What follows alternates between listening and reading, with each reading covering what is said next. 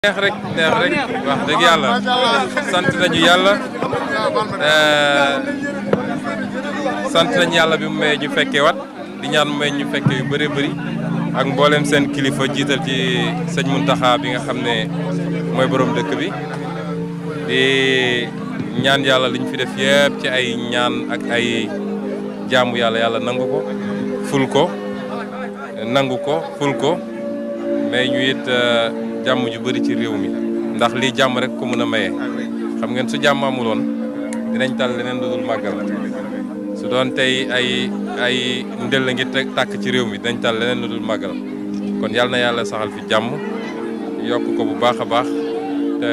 mu wasaaroo ci Sénégal yëpp yàlla yokk fi wér gu yaram it gën a dëgëral diggante yi parce que loolu rek moo am solo bu xol yi gisantee rek bu nit ñi déggoo rek lépp xaj na ci fii Sénégal te loolu la ñu mës a xam ci Sénégal di kontaan nag ci ñi ñu dalal ñëpp ci ay kilifa ak ñi ñu bëggoon seeti te temps bi permettre ko ndax xam ngeen ni màggal lu xat la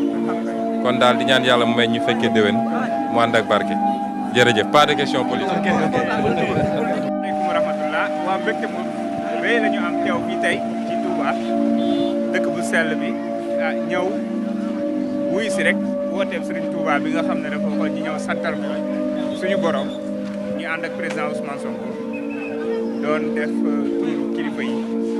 wax fa dëgg yàlla mu nekk lu am solo lool Touba yàlla dogal na ne dañ fi gëj ndax comme Daara Jolof lañ jëm lañ dëkk saa su ne dañuy jaar fii Touba am fi suñu ay mbokk deret ñoom seen Cheikh Thioro Mbacké ñu ni mel donc saa su ne dañ fiy jaar nemmeeku ziyaara waaye di wax ne rek lii moom sagub l'islam la victoire l'islam la ndax xam nañu